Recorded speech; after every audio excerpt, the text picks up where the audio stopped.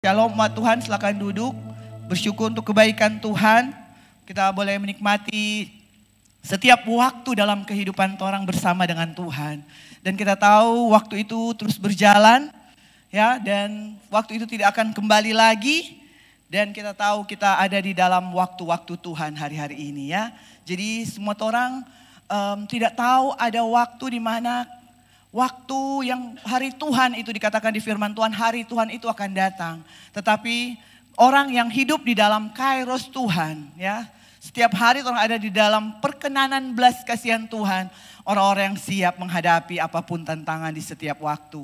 Dan kita tahu bersama ketika Tuhan Yesus bangkit, waktu dia masih 40 hari menampakkan diri kepada orang-orang, kepada murid-murid Yesus. Pada masa itu dia hanya menceritakan tentang kerajaan Allah. Ya, tadi pujian penyembahan yang luar biasa tentang kerajaan Allah. Kan kita tahu kerajaan Allah itu dulu sekarang selamanya tidak berubah. Kerajaan Allah itu tidak akan tergoncangkan. Mungkin memang kita tanya, kita tinggal di negara Republik Indonesia. Jadi kita tidak tahu bagaimana sistem kerajaan. Tapi kalau kita lihat, saya senang sekali belajar tentang sejarah kerajaan, ya. Melihat, membaca, dan saya lihat betapa sistem kerajaan Allah itu luar biasa. Itu hanya kerajaan di dunia, ya, kita lihat kerajaan monarki di Inggris, ya, dan itu luar biasa. Tapi bayangkan betapa lebih mulianya, ya, lebih indah, lebih mulianya, lebih agungnya kerajaan Allah, dan itu Tuhan berikan bagi setiap orang. Jadi kita ada di dalam dunia ini menjalani, mari kita semakin mengerti, dan di dalam kita menjalani kehidupan berkerajaan itu ada tuntunan Tuhan. Ya, tadi bilang pegang firman Tuhan, pegang janji Tuhan. Karena itu hukum yang Tuhan taruh bagi kita, orang-orang warga kerajaan Allah. Ya, di dalam firman itu ada hukum. Saya bilang ada janji, dan jangan lupa Bapak Ibu ada perintah. Ya, kalau coba lihat kalau di kerajaan ini perintah. Jadi mau tidak mau harus kita lakukan.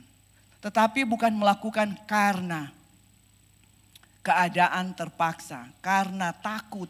Tetapi karena kita sadar kita tidak bisa hidup tanpa Tuhan. Ya, jadi kita mari naikkan pemahaman kita tentang kasih karunia yang Tuhan berikan bukan diminta atau dipaksa. Tetapi itu kita kasih dari hati, dari kita yang rela memberi kepada Tuhan. Jadi inisiatif Tuhan sudah lakukan bagi setiap orang, memberikan segalanya. Tetapi mari kita orang-orang yang berkerajaan Allah, orang-orang yang warga kerajaan Allah, kita memiliki inisiatif untuk Tuhan ini aku berikan hidupku menjadi persembahan yang hidup yang kudus di hadapan Tuhan. Jadi ada fase di mana kedewasaan itu bukan seperti anak-anak yang harus bangun pagi, mandi, sikat gigi, makan. Tidak. Tetapi kedewasaan itu Tuhan bilang lakukan apa yang berkenan. Jadi dari kita, lewat kita mau memegang apa yang Tuhan kasih bagi kita sebagai tuntunan dalam hidup ini. Dan mari kita baca di kebenaran kita yang datang, firman dari takhta Allah yang kudus biar mengurapi, menyembuhkan, memulihkan. Sementara kita mendengar rema, firman Tuhan datang dan memulihkan setiap orang. Bukan hanya memulihkan, menjadikan kita orang-orang yang dewasa. Kita buka di dalam 2 Petrus 3 ayat 17 sampai 18. Saya bacakan. 2 Petrus 3 ayat 17 sampai 18 dikatakan begini. Tetapi kamu saudara-saudaraku yang kekasih, kamu telah mengetahui hal ini sebelumnya.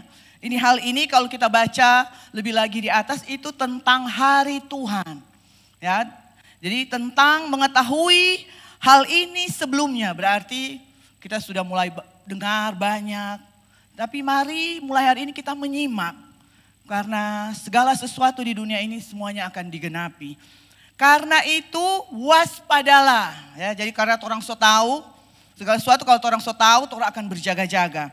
Supaya kamu jangan terseret ke dalam kesesatan orang-orang yang tak mengenal hukum. Ya, saya bilang tadi dalam kerajaan Allah, hukum itu luar biasa. Hukum itu kehidupan dari warga kerajaan di suatu kerajaan. Jadi ada hukum yang mengatur.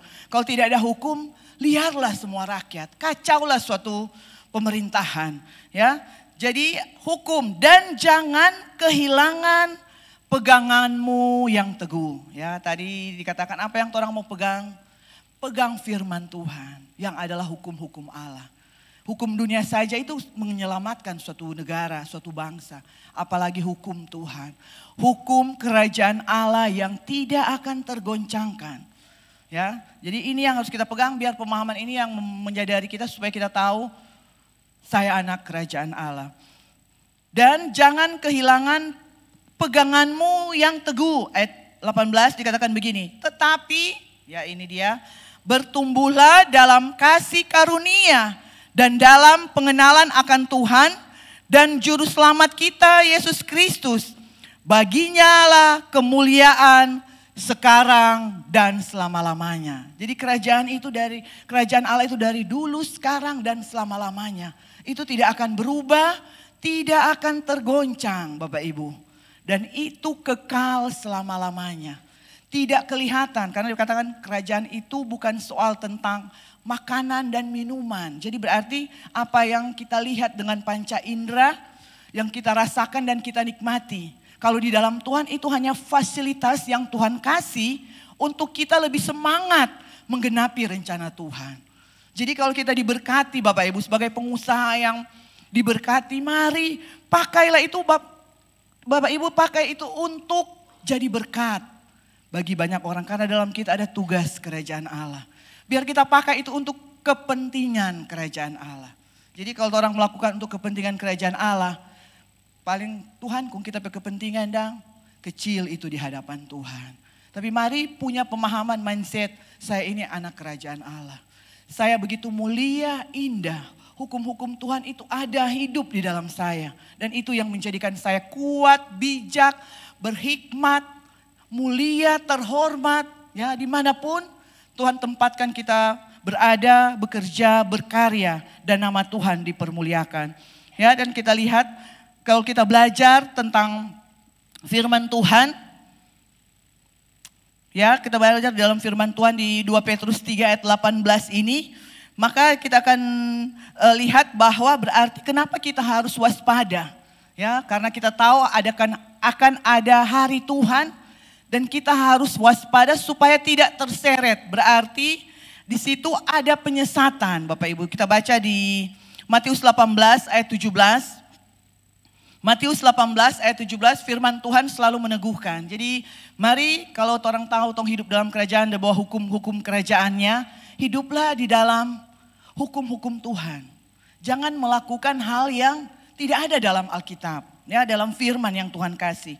Di Matius 18 ayat 7 dikatakan begini. Celakalah dunia dengan segala penyesatannya. Ini ada di firman. Dan firman Tuhan itu akan digenapi. Dan bukankah hari-hari ini kita melihat firman Tuhan itu digenapi?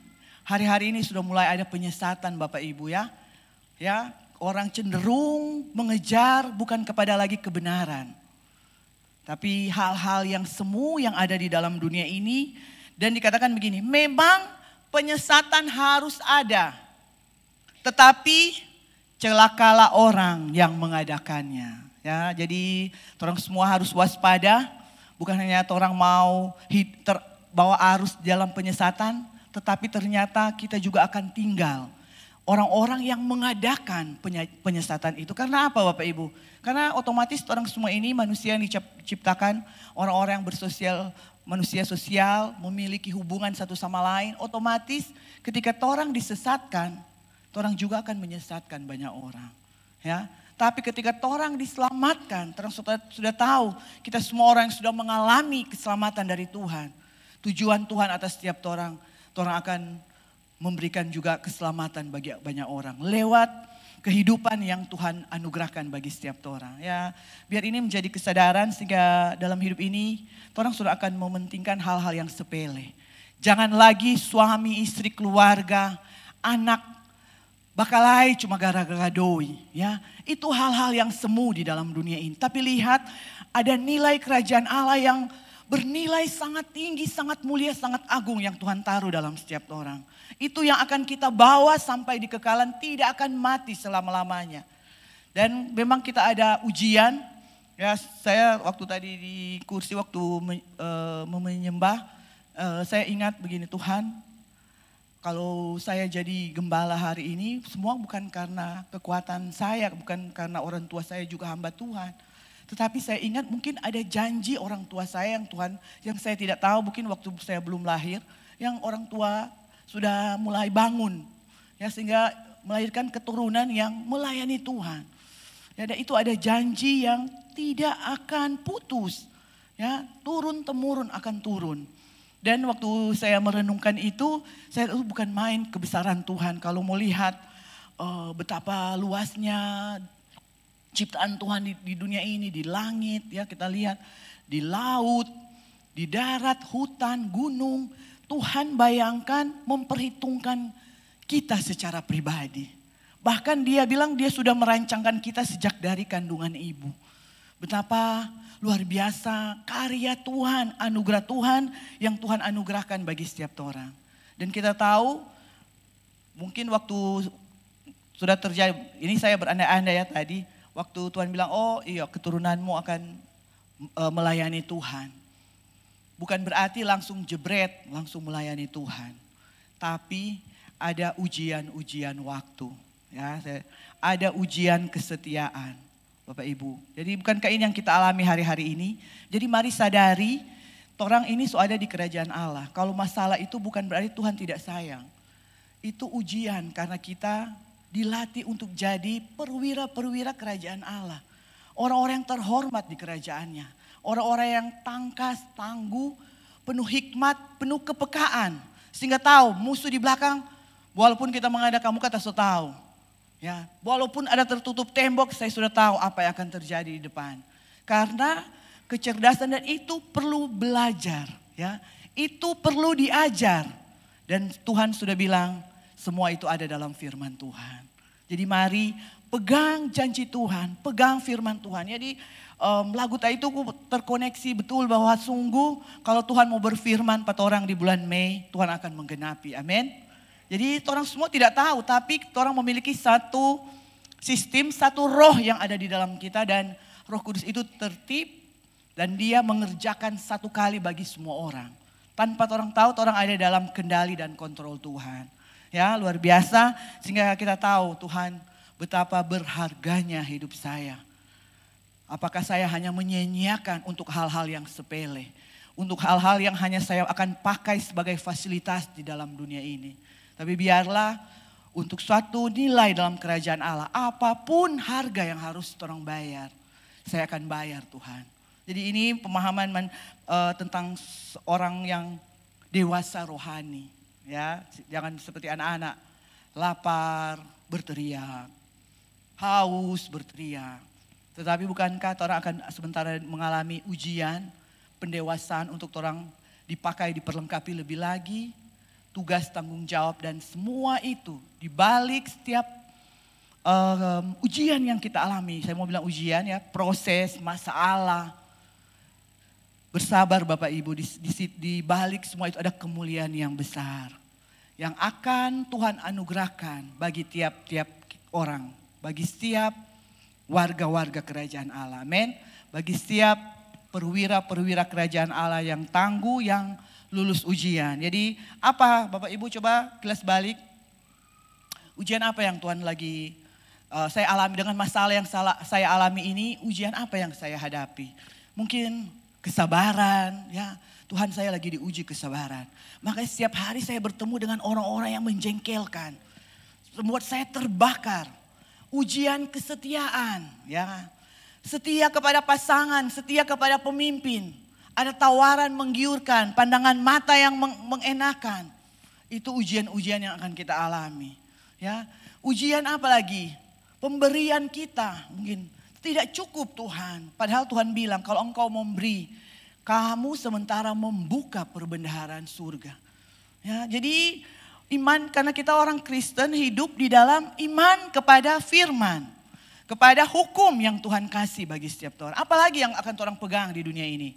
Ya, karena semua yang orang pegang hari ini, semuanya itu hanya semu, sementara, tidak bertahan lama, dan fana. Jadi kita hanya pegang janji Tuhan. Jangan bilang, Tuhan kita pegang tapi deposito untuk supaya 10 tahun lagi saya bisa masih hidup dari hari ini. Tidak, tapi kita pegang firman Tuhan. Karena kita ada di kerajaan Allah yang tidak akan tergoncangkan di dalam dunia ini. Dan karena penyesatan itu ada, dan penyesatan itu hanya dikerjakan, hanya terjadi di dunia yang tinggal ini. Tapi orang-orang yang hidup dalam nilai, prinsip, sistem kerajaan Allah tidak akan tergoncangkan. Amin. Tidak akan terseret, dan kita tidak akan jadi orang-orang yang akan mengadakan penyesatan itu. Jadi jangan ada di kelompok itu. Karena kalau kita sadar penyesatan itu ada, maka jangan sampai di hari-hari terakhir kita kehilangan pegangan. Sebab firman Tuhan satu-satunya pegangan bagi kita orang percaya. Nah, ini ada poin-poin yang saya akan membagikan supaya kita tidak kehilangan pegangan kita, yaitu firman yang Tuhan taruh bagi setiap orang. Pertama itu ada kata di 2 Petrus 3:18 tadi dikatakan waspada, ya. Waspada itu artinya berhati-hati, berjaga-jaga, siap siaga. Karena kan Tuhan bilang waktu Tuhan itu akan datang, ya. Hari Tuhan itu akan datang dan tidak ada satupun yang tahu. Berarti orang tidak tahu, mungkin 1 jam ke depan, 1 hari ke depan, 1 bulan ke depan, 1 tahun ke depan, kita tidak tahu. Bagian kita menjaga, ya bersiap, karena kita tahu itu pasti terjadi. Ya, kita lihat di dalam 2 Petrus 3:17 tadi dikatakan begini. Tetapi kamu saudara-saudaraku yang kekasih, kamu telah mengetahui hal ini sebelumnya. Karena itu waspadalah, ini ada di kata situ, waspadalah. Supaya kamu jangan terseret ke dalam kesesatan orang-orang yang tak mengenal hukum. Ini berbicara hukum kerajaan. Dan jangan kehilangan peganganmu yang teguh. Jangan kehilangan firman yang adalah pegangan kita yang kuat. Apa yang kita ketahui tentang hari Tuhan? Ini di 2 Petrus 3:10 sampai 11-14 ya. Karena kita kan tadi dikatakan bahwa hal itu akan terjadi, yaitu hari Tuhan. Dikatakan di 2 Petrus 3:10, 11 dan 14 dalam bahasa Indonesia masa kini saya bacakan. Tetapi hari kedatangan Tuhan akan tiba seperti pencuri. Jadi Bapak Ibu mari waspada, karena coba lihat kalau pencuri itu dia tidak akan bilang kalau dia mau datang. Ya, itu tamu namanya, saya mau datang ke rumahmu. Tapi kalau pencuri tiba-tiba dia bisa datang. Pada hari itu langit akan lenyap dan bumi gemuruh dan benda-benda di langit akan musnah, terbakar, dan bumi dengan segala yang ada di dalamnya akan lenyap. Karena semuanya itu akan dihancurkan dengan cara yang demikian. Bagaimanakah seharusnya kalian hidup? Kalian harus hidup suci dan khusus untuk Allah. Ya, jadi orang-orang kerajaan Allah, orang-orang yang dikhususkan Tuhan. Ya, orang-orang yang dikuduskan Tuhan, orang-orang yang dimuliakan oleh Bapa di surga. Sebab itu saudara-saudara yang tercinta, sementara kalian menantikan hari itu. Nah, ini waktu orang lagi siap siaga, waspada. Berusahalah sungguh-sungguh untuk hidup suci. Ya, jadi Tuhan bilang harus berhidup suci, tapi berusaha hidup sungguh-sungguh. Berarti katanya sungguh-sungguh berarti orang harus berjuang. Ya, bukan hanya hidup seenaknya. Ya, berarti ada usaha yang harus orang lakukan. Ada harga yang harus orang bayar. Ya, bapak-bapak yang bekerja dengan penuh kerja keras, semangat bekerja untuk istri dan anak-anak. Ya, apalagi itu seperti begitu ketika orang hidup dalam kerajaan Allah, kepekaan, ketajaman, hikmat, marifat, pengertian, pengetahuan akan bertambah-tambah dalam setiap kita untuk kita mengerjakan itu dengan penuh kesungguhan hati. Dan tanpa celah di hadapan Allah, dan ini dia, peliharalah hubungan yang baik dengan Allah. Jadi memiliki hubungan yang baik dengan penguasa, kehidupan kita. Hari ini Bapak Ibu, biar tong semua di bulan Mei ini, orang mau koreksi kehidupan kita, hubungan kita seberapa dekat dengan Tuhan. Apakah hanya sekedar masuk gereja, hari Minggu kita menyanyi, tetapi kita pulang, kita ke rumah, bekerja, menghadapi setiap ujian-ujian yang kita hadapi, kita mulai melupakan Tuhan. Kita mulai mengandalkan Tuhan. Ya, di saat kekurangan kita mulai mengandalkan kekuatan diri sendiri. Ya, di saat kita kelimpahan, kita mulai mengatur-ngatur Tuhan. Tuhan kalau boleh kok begini. Ya, tapi mari Bapak Ibu, apapun hari-hari yang orang lalui, mari orang tetap menikmati dengan ucapan syukur. Tidak ada pengeluhan, kenapa Tuhan saya berbeda dengan si A, dengan keluarga ini. Kenapa Tuhan saya berbeda? Memang bukankah kita semua dikasih Tuhan potensi yang berbeda? Jadi mari tampillah, tinggilah dengan potensi yang Tuhan kasih bagi setiap orang. Karena setiap orang itu ada potensi ilahi. Sebagai warga kerajaan Tuhan sok kasih benih ilahi. Mari naiklah dengan potensi yang Tuhan kasih bagi kita. Ya, karena setiap orang akan naik dengan ujian yang berbeda. Tetapi satu hal, kemuliaan Tuhan yang besar dinyatakan bagi setiap orang. Amin, jemaat Tuhan. Jadi tetap waspada. Ya, dalam hal apa kita harus waspada ini bahaya rohani. 1 Korintus 16 ayat 13 sampai 14 dikatakan dalam firman Allah yang hidup, saya bacakan tentang waspada tentang bahaya rohani. Ini di firman Allah yang hidup ya, dikatakan begini, waspadalah terhadap bahaya rohani. Berdirilah teguh di dalam Tuhan, kuatkan diri dan bersikaplah sebagai orang dewasa. Karena orangnya orang dewasa yang kuat berdiri sampai hari ini. Buktinya hari ini Bapak Ibu, orang semua rata-rata ini seorang dewasa secara jasmani, 17 tahun ke atas, mungkin ada yang youth. Tapi lihat setiap tantangan pergumulan yang orang alami dari umur 17 ke atas, hari ini orang mesti kuat, ada semua karena anugerah Tuhan, amin. Tanda hanya orang dewasa yang kuat, yang mampu menghadapi setiap tantangan. Ya. Dan bersikaplah sebagai orang dewasa, apapun yang saudara lakukan, lakukanlah dengan kebaikan dan kasih. Ya, jadi dua, lakukanlah dengan kebaikan dan kasih. Marah boleh. Yang penting marah karena kasih. Ya, kalau marah karena kebencian itu bahaya Bapak Ibu ya. Marah karena kasih, karena saya tidak ingin anak saya ini tidak hidup dalam disiplin yang saya anjurkan. Jadi saya marah. Tuhan juga marah kepada murid-murid ya. Jadi marah karena mengasihi. Ya, jadi lakukan segala sesuatu dengan kebaikan dan kasih. Karena ada juga kebaikan yang palsu hari-hari ini Bapak Ibu. Jangan tertipu, waspada. Orang berjaga-jaga. Makanya kita terus meminta hikmat dari Tuhan. Pegang firman Tuhan karena di dalamnya ada hikmat. Pengertian, pengetahuan yang Tuhan sudah taruh untuk kita menjalani hari-hari ke depan.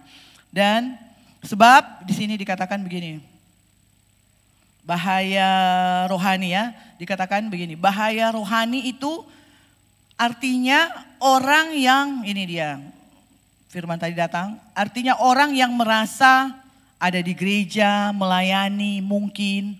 Tapi sebetulnya tidak mengalami pertumbuhan. Ya, karena tadi dikatakan katakan begini Mam Eli, karena tadi firman dari Mam Eli ini ada pelayanan di Gorontalo. Berbuah itu tidak ada kalau tidak ada pertumbuhan. Tidak ada pohon yang kelihatan buahnya kalau dia tidak bertumbuh dari awal. Ya. Dan juga waktu Mam Eli khotbah minggu kemarin, jangan hanya orang sampai di pertumbuhan. Harus capai maksimal kehidupan itu berbuah. Dan ini tidak ada buah kalau tidak ada pertumbuhan. Ya, jadi mari Bapak Ibu, bukan berarti kita semua sudah ada di level yang Tuhan sudah tetapkan, level tinggi, sempurna, karena hamba Tuhan, karena melayani, karena gembala FA. Ya, tapi semua orang mau bertumbuh. Bukan hanya sekedar pengerja di gereja, tapi semua orang pengerja kerajaan Allah. Dimanapun Tuhan utus sebagai pengusaha, pegawai negeri, pegawai swasta, buruh, tani, apapun itu, ada tugas kerajaan yang Tuhan embankan bagi kita semua untuk kemuliaan nama Tuhan. Karena hanya orang-orang yang memuliakan nama Tuhan, orang-orang yang akan dimuliakan bersama-sama dengan Dia. Amin. Karena siapa Allah, Bapa kita, itu adalah siapa kita, anak-anaknya. Ya, mari percaya ini sehingga hubungan kita akan kita bangun. Bukan hanya sekedar saya kenal Tuhan lewat gereja, lewat lagu-lagu rohani. Ya, tapi saya mau lebih lagi, lebih dekat. Ya, jangan ada masalah ujian itu membuat kita berpikir negatif tentang Tuhan. Ya, saya selalu mulai mengajar saya untuk berpikir positif dalam segala hal. Sekalipun di situasi negatif. Karena di situasi negatif pun ada kebaikan Tuhan yang Tuhan anugerahkan bagi setiap orang. Jadi Bapak Ibu biar di bulan Mei ini itu tidak ada lagi yang pikiran dong bilang berpikir pendek. Baru lihat langsung berespon. Ya, tapi orang lihat dan orang lihat Tuhan ujian apa yang Tuhan kasih hari ini bagi saya. Kenapa dia menjengkelkan? Kenapa suami saya selalu begini terus dari dulu? Kenapa istri saya begini? Kenapa orang tua saya begini Tuhan? Kenapa anak saya begini? Orang akan menghabiskan energi yang sia-sia, menghabiskan umur hidup orang. Tapi mari latih hidup kita. Menerima segala suatu kebaikan dari Tuhan. Karena segala sesuatu dari Tuhan itu damai, sejahtera, kebaikan, sukacita. Ya, kerajaan Allah itu berbicara bukan makanan dan minuman hal yang kelihatan. Tetapi tentang kebenaran, sukacita, damai sejahtera yang dikerjakan Roh Kudus di dalam setiap orang. Dan itu sudah ada. Berarti kita orang-orang yang hidup di dalam kerajaan Allah. Sebab dalam pengiringan akan Tuhan ada yang namanya murid. Ya, ini pengenalan ya, itu berbicara tentang pengenalan. Apakah kita hanya seperti waktu ingat Bartimeus, orang yang berbondong-bondong. Saya ada dapat 4 itu tentang 4 fase dalam hidup. Orang berbondong-bondong, pengemis, ya, murid Tuhan, ada level murid Tuhan, dan ada level anak Allah, yaitu pribadi Yesus. Dan bukankah tujuan kekristenan orang adalah menjadi serupa dan segambar dengan Yesus Kristus Tuhan. Bukan berarti sama, tapi nilainya, value-nya hidup di dalam kita. Allah itu sabar, murah hati, penuh kasih. Berarti kita harus sabar, murah hati, penuh kasih. Jadi value itu yang membuat orang terlihat identitas saya ini anak Allah. Oh iya, dia sabar. Memang kata dia anak Allah, anak raja. Ya, jadi mari jangan biarkan dunia melabel orang dengan produk-produknya yang menyesatkan. Karena hari-hari ini penyesatan ada, sehingga karena orang sering lihat, sering dengar, ya, sering tanggapi, bergaul, akhirnya orang mengadopsi produk-produk kerajaan dunia yang semua itu berisi penyesatan. Tapi mari bergaullah dengan Tuhan, bangun hubungan dengan Tuhan. Semakin kita bergaul, kita akan semakin erat, dekat, melekat, ya. Tahu apa yang Tuhan mau, dan otomatis karena dia raja penguasa, orang bisa menyerap semua nilai-nilai kehidupan Kristus dan itu datang dalam setiap orang. Jadi ada banyak pembelajaran yang akan kita alami dan namanya murid. Jadi mari orang sampai di level murid ini ya, dikatakan di level murid. Karena kalau pengikut dia hanya merasa saya kok rohani, orang Kristen ya. Oh iya dengar Tuhan, pergi. Dengar Tuhan ada di sini, pergi. Di sana pergi. Padahal dia tidak tahu Tuhan ada di dalam kehidupannya, pribadinya, kerajaannya, kuasanya, otoritasnya. Bahkan orang sendiri diberikan kuasa untuk menghancurkan pekerjaan musuh di sekeliling orang. Ya, pekerjaan musuh untuk orang tua, anak-anak, keluarga, rumah tangga, usaha, bisnis, pekerjaan, pelayanan, kota dan daerah orang. Jadi orang ini berkumpul, bayangkan dari berapa ratusan orang yang berkumpul ketika kita tarik hadirat Tuhan. Api Tuhan turun bagi setiap orang. Membakar, memberikan semangat, kekuatan. Kalau api datang menghancurkan kegelapan di dalam pribadi orang, di dalam jiwa. Luka-luka disembuhkan, luka batin, luka di tubuh disembuhkan. Dan kita hanya percaya di dalam hati dan perkatakan di dalam mulut itu terjadi. Ya, betapa dahsyatnya kekuatan kuasa kerajaannya yang Tuhan taruh di dalam kita. Makanya mari ingat status kita di hadapan Tuhan. Kita adalah murid-murid Tuhan. Ingat waktu ada family fun day waktu minggu kemarin itu, satu hal yang Mam kasih, Tuhan setelah dia bangkit, Tuhan hanya menyampaikan rema pewahyuan kepada murid-murid. Coba lihat tuh 40 hari itu semua hanya murid-murid, bukan orang banyak. Karena pengikut itu, followers itu orang banyak. Hanya mengenal tapi tidak dikenal. Ya, beda ya kalau saya mengenal Deden secara pribadi dan Deden mengenal saya. Jadi kalau saya hanya mengenal Deden itu followers. Tetapi ketika kita bangun hubungan dengan Tuhan, ada suatu hubungan yang inti, dua arah. Ketika saya memanggil, ya Aba, ya Bapa, Tuhan menjawab, ya anakku, aku mengasihimu. Biar ini yang menjadi usaha perjuangan kita untuk terus melihat perkenanan belas kasihan Tuhan digenapi dalam setiap. Tuhan itu baik. Secara umum universal Tuhan baik. Dia memberkati setiap orang, tapi mari lebih lagi masuk dalam hadirat Tuhan. Kita orang-orang yang dipakai secara khusus, tadi dikatakan khusus di generasi ini. Ya, Tuhan akan jadi bangga Tuhan. Saya bangga memiliki Engkau Bapa penguasa langit dan bumi. Ya, dan apa yang Tuhan perkatakan dalam kehendaknya itu akan terjadi. Dan kedua tadi bahaya rohani, jadi bukan hanya sekedar melayani. Ya, jadi mari cek tong kehidupan. Tetapi mari karena saya memiliki hubungan yang dekat dengan Tuhan. Dan saya melayani. Bukan karena saya melayani saya memiliki hubungan. Tidak, dimulai dari saya bangun hubungan dengan Tuhan. Dan saya otomatis melayani Tuhan. Ya, di bahaya kedua, bahaya ketamakan. Di Lukas 12 ayat 15 dikatakan begini. Katanya lagi kepada mereka, berjaga-jagalah dan waspadalah terhadap segala ketamakan. Sebab walaupun seorang berlimpah-limpah hartanya, hidupnya tidaklah tergantung daripada kekayaannya itu. Jadi waspada ketamakan ini yang orang harus alami di masa-masa ini. Ada penyesatan, satu bahaya rohani. Melayani hanya sekedar jasmani tampilan, tetapi roh tidak terhubung. Ya, itu akan kebutuhan uji bagi setiap orang. Dan kedua, ketamakan.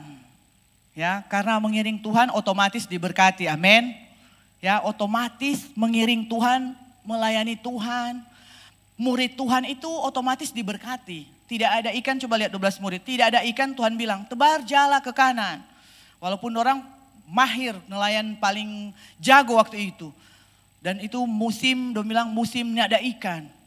Tapi karena mereka taat, karena itu Tuhan mereka lupa. Dan lihat ikan besar, ikan banyak, berat, martujala tidak robek. Saya dapat berkat itu, besar, banyak, berat.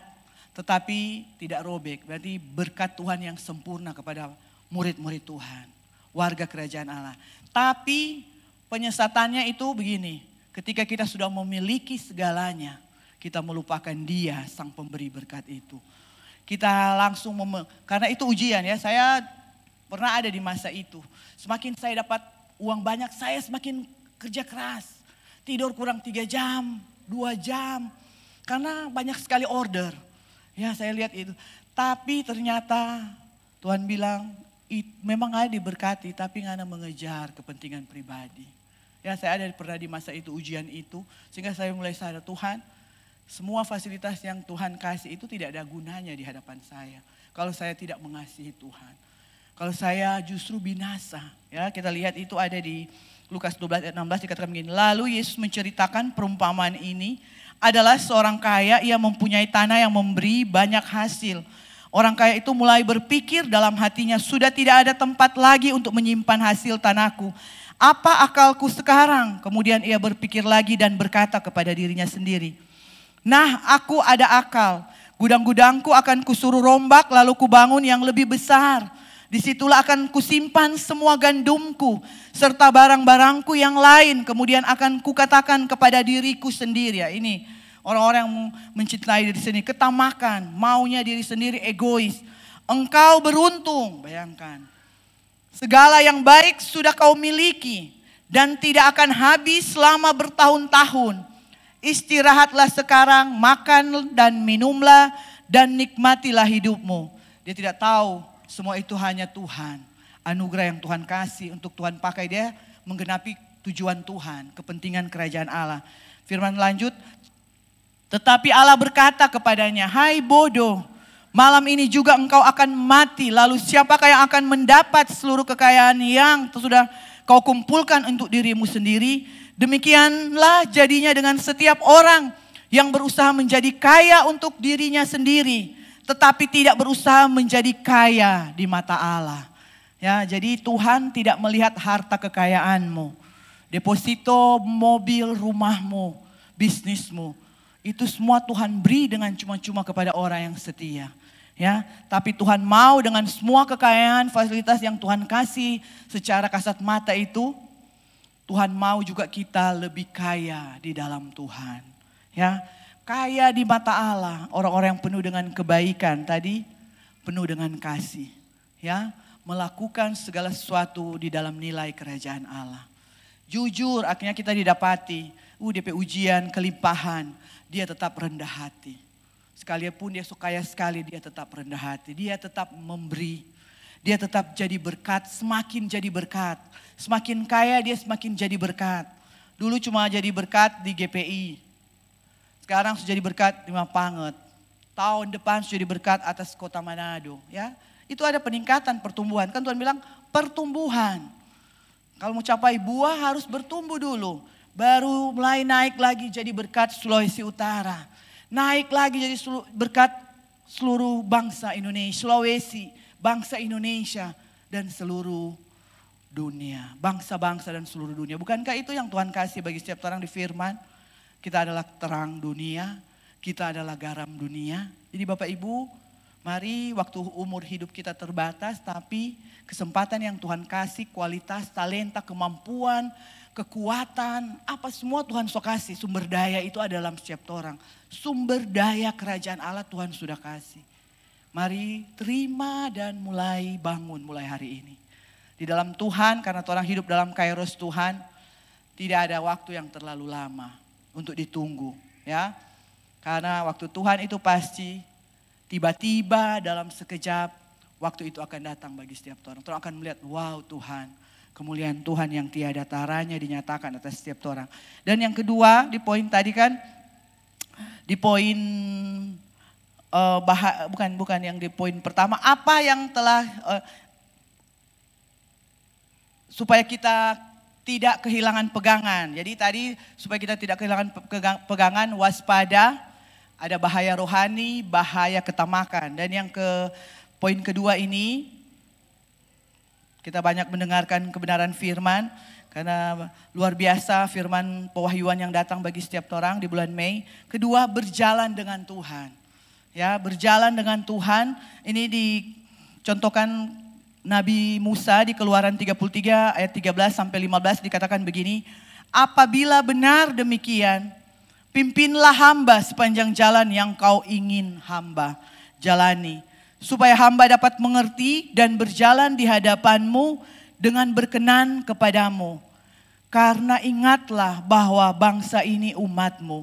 Tuhan menjawab, aku sendiri akan menyertai engkau supaya hatimu sejahtera.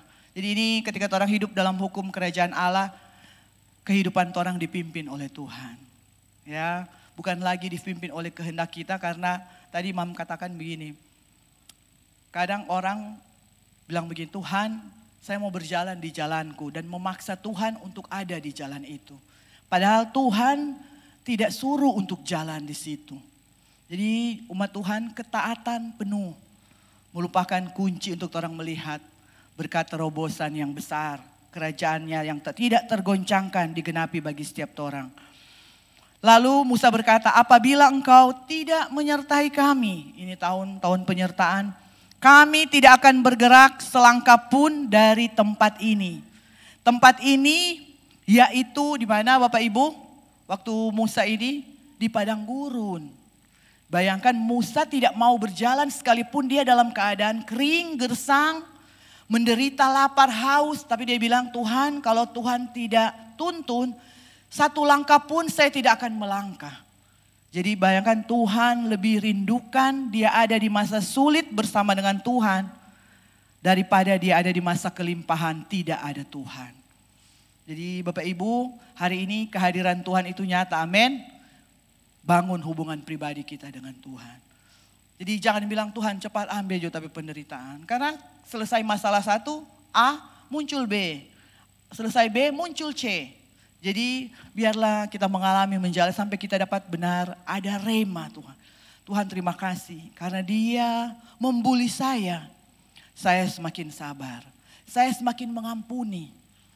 Saya semakin bisa memaafkan. Ya, so tidak lagi langsung naik udah bilang tandu kiri kanan. Tapi sudah mulai makanya aku ulang-ulang karena tidak lulus ujian. Ya, jadi mari selesaikan ujian kita masing-masing karena ada kemuliaan Tuhan yang besar yang ada di depan mata kita. Ini di doa. Jadi bagi Musa kehadiran Tuhan itu lebih penting daripada berkat-berkatnya. Jadi belajar nikmati kehadiran Tuhan di masa sulit, di masa kelimpahan, ya, di masa biasa-biasa, suam-suam. Mungkin ada di masa itu nak maju, nak mundur. Tapi di tengah mari tetap ucapkan syukur. Karena tiba-tiba hari itu akan datang, kita akan melihat kemuliaan Tuhan yang besar. Meskipun dimanapun kita ada, bersama dengan Tuhan cukup bagi kita. Ya, tahun ini tahun penyertaan Tuhan. Di lembah, di gunung, di sungai berbatu-batu, kita tahu Tuhan hadir bagi setiap orang. Jadi dia terus memberikan orang damai sejahtera, kekuatan ya untuk menjalani hari-hari. Karena kita hanya melewati jalan itu. Karena perjalanan kita akan menggenapi tujuan Tuhan. Di kekekalan bersama dengan dia. Dan ini doa Daud di Mazmur 25 ayat 4-5 dikatakan begini. Tunjukkanlah jalan yang harus kutempuh ya Tuhan.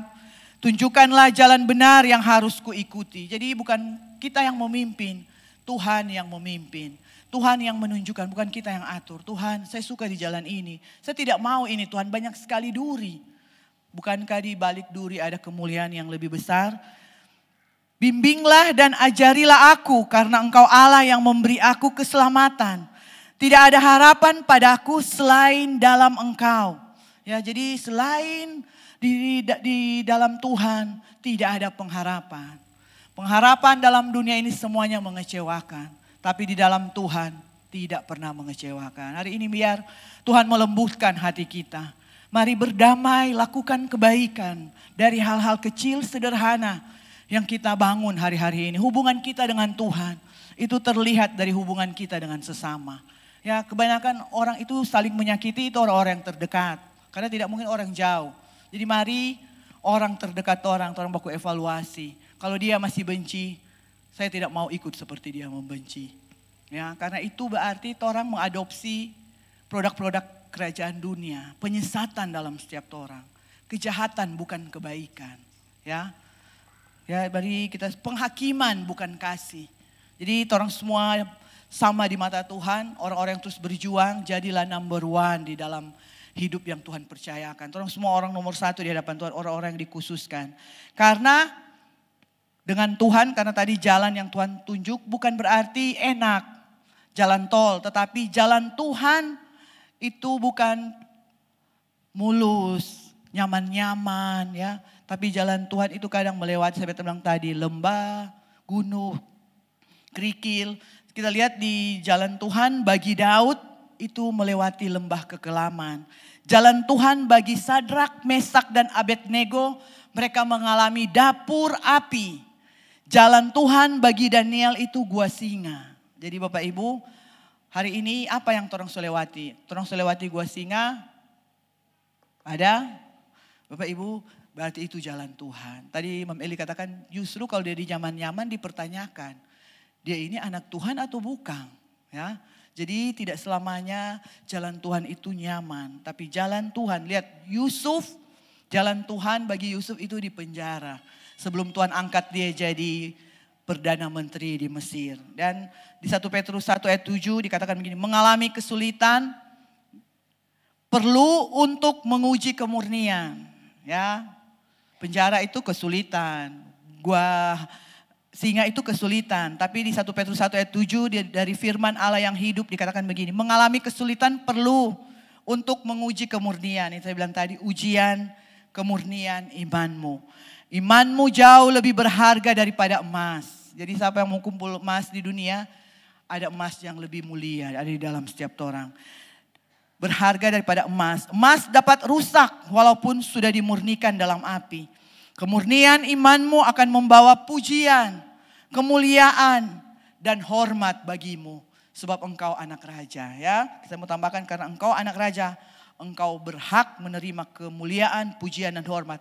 Apabila Yesus Kristus menyatakan dirinya. Karena akan ada hari Tuhan. Tapi kita orang-orang warga kerajaan Allah tidak akan mengalami itu. Tadi jatuh dari langit, bulan, bintang. Tapi kita akan mengalami hari Tuhan itu. Hari penuh dengan kemuliaan yang besar. Ya, di dalam 2 Tawarik 17 ayat 6. Ini Yosafat berbicara tentang raja yang memiliki hubungan yang baik dengan Tuhan.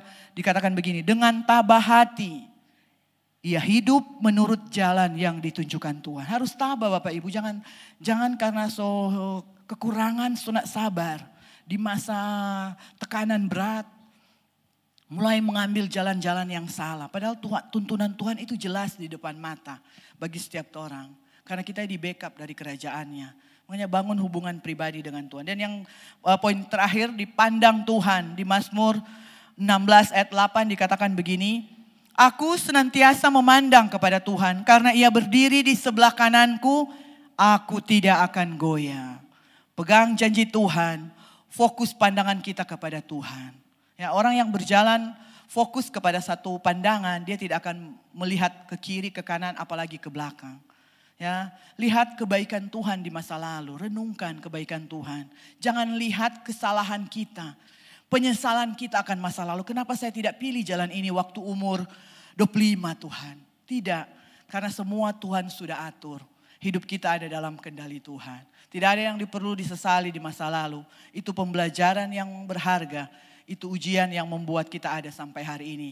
Kita kuat, kita sehat, segar bugar, roh, jiwa, dan tubuh. Ayat terakhir dikatakan begini. Ibrani 12 ayat 2 dikatakan begini. Hendaklah pandangan kita tertuju kepada Yesus sebab dialah yang membangkitkan iman kita. Jadi karena kita lihat ke Tuhan, iman kita bangkit, bertumbuh. Dan kita akan berbuah. Iman kita dan memeliharanya dari permulaan sampai akhir. Yesus tahan menderita di kayu salib. Ia tidak peduli bahwa mati di kayu salib itu adalah sesuatu hal yang memalukan. Ia hanya ingat akan kegembiraan yang akan dirasakannya. Kemudian sekarang ia duduk di sebelah kanan takhta Allah dan memerintah bersama dengan Dia. Jadi Bapak Ibu, mari fokus pandangan kita kepada Tuhan. Ya, kita tidak akan melihat lagi hal-hal yang lama. Bahkan di dalam penderitaan pun kita tidak akan malu. Karena penderitaan yang kita alami di dalam Kristus itu mendatangkan kemuliaan Tuhan yang besar. Bagi gereja Tuhan, bagi kita semua. Jadilah orang percaya yang tidak akan pernah kehilangan pegangan. Tidak akan pernah terseret oleh kesesatan dunia ini. Melainkan tetap waspada, terus berjalan dengan Tuhan dan memandang Tuhan sampai hari terakhir. Amin. Dan kita orang-orang yang hidup dalam kemenangan demi kemenangan. Setiap hari kita menang. Karena boleh melewati 1x24 jam dalam setiap ujian yang orang hadapi. Ujian waktu, kesetiaan, ujian iman.